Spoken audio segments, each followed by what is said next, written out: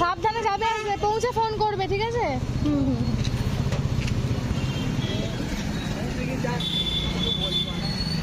Hello everyone, কেমন আছো তোমরা সবাই? আশা করছি সবাই খুব ভালো আছো। তো দেখো, আজকে চলে এসেছি তোমাদের সাথে আরও নতুন একটা ব্লগ ভিডিও শেয়ার করতে। আজকে হচ্ছে মঙ্গলবার, আর হচ্ছে সকালবেলায় আমরা বাড়ি থেকে বেরিয়েছিলাম, তখন 11টা বাজে। আর এখন এসেছি রামতলায় রিপোর্ট নিতে। এর আগের দিন রবিবার দিন আমরা এসেছিলাম রিপোর্ট করাতে, আর সোমবার দিন রিপোর্ট হয়ে গিয়েছিল, কিন্তু আমরা যেহেতু মঙ্গলবার ডক্টরের কাছে যাব, সেই জন্য মঙ্গলবারই এসেছিলাম সকালবেলা রিপোর্ট নিতে। তো এখন আমার রিপোর্ট নেওয়া হয়ে গেছে, আর এখন যাচ্ছি হচ্ছে গিয়ে ডক্টরের চেম্বারে। আসলে আমাদের ডক্টর দেখানোর কথা ছিল না, ডক্টরকে বলেইছিলাম আমরা যে আমরা ইউপি থেকে আসছি, তো আবার আমরা ব্যাক করব। তো সেই জন্য ডক্টর বলেছিল কি একবারটি রিপোর্টটা দেখিয়ে নিয়ে যেতে, আর দেখিয়ে নিয়েছে, তারপর ব্লাড টেস্ট কিছু দিয়েছে, সেগুলো বলেছিল পরে রিপোর্ট হোয়াটসঅ্যাপ করে দিলেও হবে, হোয়াটসঅ্যাপে মেডিসিন দিয়ে দেবে। যেহেতু আমরা এখানে থাকি না সেরকম, তো সেই জন্যই আমরা গিয়েছিলাম টেস্টের রিপোর্টগুলো দেখাতে। তো ব্লাড টেস্টটা যদিও বাকি আছে এখনও পর্যন্ত, আর মনটাও খুব খারাপ, কারণ ডক্টর কি বলবে না বলবে, কীরকম কী। আর শরীরটাও বেশ কিছু দিন থেকেই, তোমরাও জানো, খুবই খারাপ ছিল, একদম ভালো লাগছিল না, আর ভীষণ রকম প্রবলেম হচ্ছে, আর হচ্ছে নানা রকমভাবে, তোমাদেরকে বলছিলামই, মানে বেশ কিছু দিন থেকেই খুব খারাপ ছিলাম। তো এই জন্যই আর বেশি দেরি করলাম না, চলে এসেছিলাম। আর এই যে দেখো, আমি এসেছি পিপল নার্সিংহোমে দেখাচ্ছিলাম। আর আমাদের পিপলসটা হচ্ছে আমার বাপের বাড়ি থেকে, কদমতলা থেকে একদম কাছেই।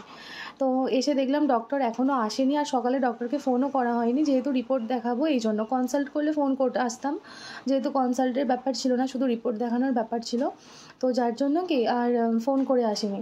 এসে শুনছি কি ডক্টর আসবেন 1টার সময় আসবেন। তো তোমাদের দাদাভাই তখন বলছে কি তাহলে আমি একবার যাই, ওর একটু অফিসে কাজ ছিল, মানে হাওড়া ব্রাঞ্চে যেখানে ও আগে অফিস করতো, সেখানে ওর একটু দরকার ছিল।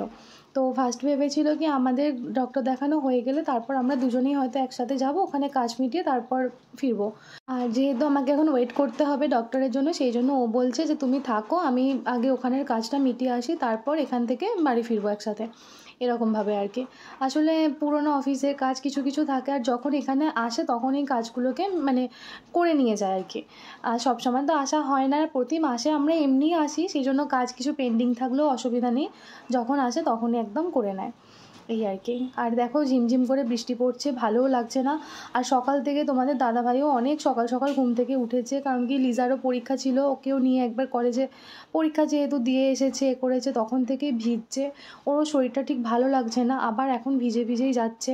আমরাও যখন রাস্তায় আসি তখনও ভিজে ভিজেই আসছিল, ওই জন্য শরীরটাও খুব খারাপ খারাপ করছিল। আর কিন্তু কিছু করার নেই। এবার আজকে সন্ধেবেলা ট্রেন আছে, মানে ইউপি যাওয়ার জন্য, তো জার্নিটাও প্রচুর হয়ে যাচ্ছে, খারাপও লাগছে, কিন্তু আবার কিছু করারও নেই, এসবগুলোও তো করতে হতো, এই আর কি। তো বেরিয়ে গেল, আর আমি এখন হসপিটালে মানে নার্সিংহোমের ভিতরে চলে এসেছি। তো এখন এখানে এসে ওয়েট করছি। তখন তো কেউই সেরকমভাবে আসেনি, আমি সবাইকে জিজ্ঞাসা করছিলাম যে কি আছে, আগে থেকে কি নাম লেখাতে হতো, আমি তো এত কিছু জানতাম না।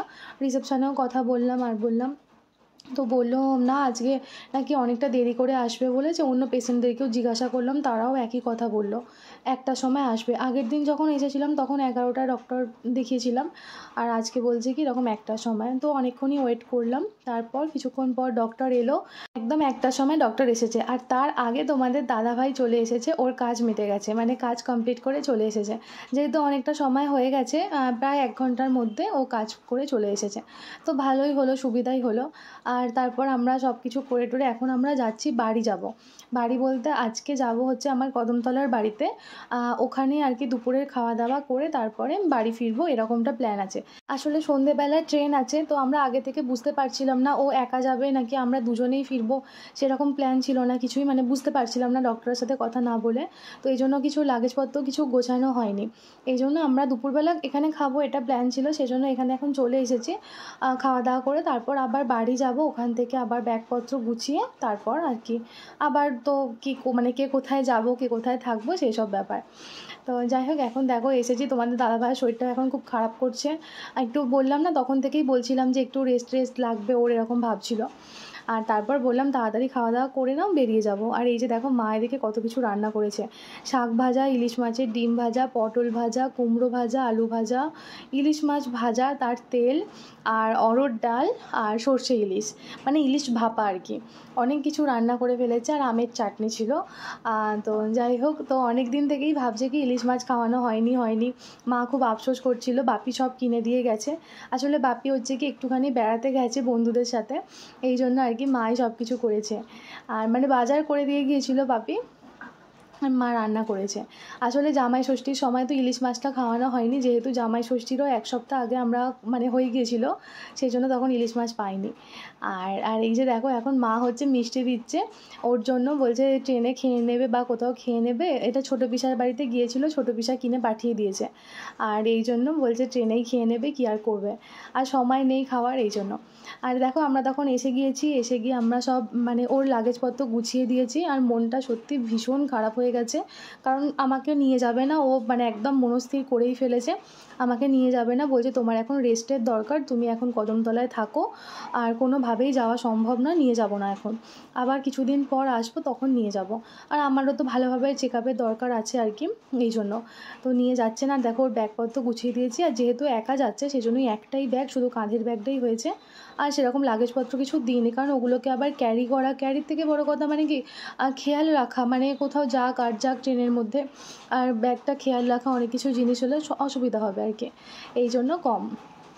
মনটা ভীষণ খারাপ লাগছিলো, খুব খারাপ লাগছিলো।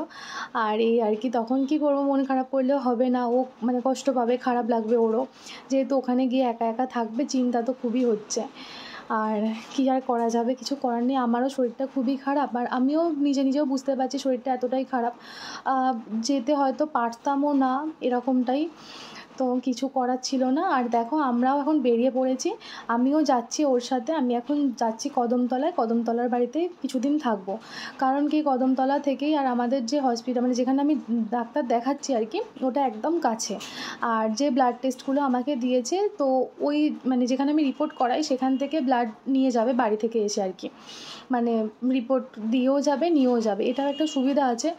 আর তোমাদের দাদাভাই থাকবে না, আমি কিভাবে যাব এতটা দূর থেকে, নানা রকম সমস্যা হতো, সেই জন্য কি আমি কদমতলার বাড়িতেই থাকবো, এটাই তোমাদের দাদাভাই মানে চাইছে আর কি। তো সেই জন্য আমরা এখন যাচ্ছি, এখন টোটো করে যাচ্ছি কদমতলায়। ওখান থেকে তোমাদের দাদাভাই হয়তো রাতের খাবার দাবার কী খাবে না খাবে সেই সব পছন্দ মতন খাবার নিয়ে নেবে রাতে খাওয়ার জন্য, আর ওখান থেকে হচ্ছে কি আমাকেও নামিয়ে দেবে, আমিও চলে যাব। তারপর তোমাদের দাদাভাই ওখান থেকে আবার হাওড়া স্টেশন চলে যাবে। ফার্স্টে বলেছিলাম আমি আর মা যাব, তখন বলছে কি রাত 10টায় ট্রেন, আর এতটা রাত্রিরে ট্রেন ছাড়বে, তারপর আমরা দুটো মেয়ে আসবো বাড়িতে, অনেকটা সমস্যা হতে পারে, এই জন্য আমাদেরকে তো যেতে একদমই বারণ করলো, যে কোনো যাওয়ার দরকার নেই, আমরা চলে যেতে পারবো, মানে ও আর কি চলে যেতে পারবে, কোনো অসুবিধা নেই। আর আমরাও ভাবছিলাম যে রাত 10টার সময় বাড়ি আসবো, এটা অনেকটাই সমস্যা হয়ে যাবে দুজনের পক্ষে, যেহেতু বাপিও বাড়িতে নেই, এই জন্য আর গেলাম না, ওখান থেকেই দেখা করে নিলাম। আর তারপর হচ্ছে কি দেখো এখন চলে এসেছি কদমতলায় খুব মানে আমাদের ফেভারিট দোকান, এটা বিরিয়ানির দোকান তাজ বিরিয়ানি। এটা হচ্ছে তোমার কি পুষ্পশ্রী যে হল আছে, ওই পুষ্পশ্রী হলের দিকে যেতেই তার আগেই পড়ে, এটা একদম কদমতলা বাটার মোড় আছে, ওই বাটার মোড়ে এই দোকানটা রয়েছে। তো ভীষণ ভালো এখানকার দোকানে খাবারটা, যবে থেকে হয়েছে ওর এক বন্ধুর থেকে জেনেছি, তবে থেকে আমরা কদমতলায় আসলে এই দোকান থেকেই বিরিয়ানি নিই। তো ওটাই নিয়ে নিল, বললো আমার একটা বিরিয়ানি হলেই হয়ে যাবে আর কি, তো সেটাই আর কি। আর মা দেখো এখানে চলেও এসেছে, যেহেতু বলে দিয়েছিলাম মাকে এখানে আসার জন্য, মানে দেখা করবে একবার করবে যাওয়ার সময়, তো এই জন্য চলেও এসেছে।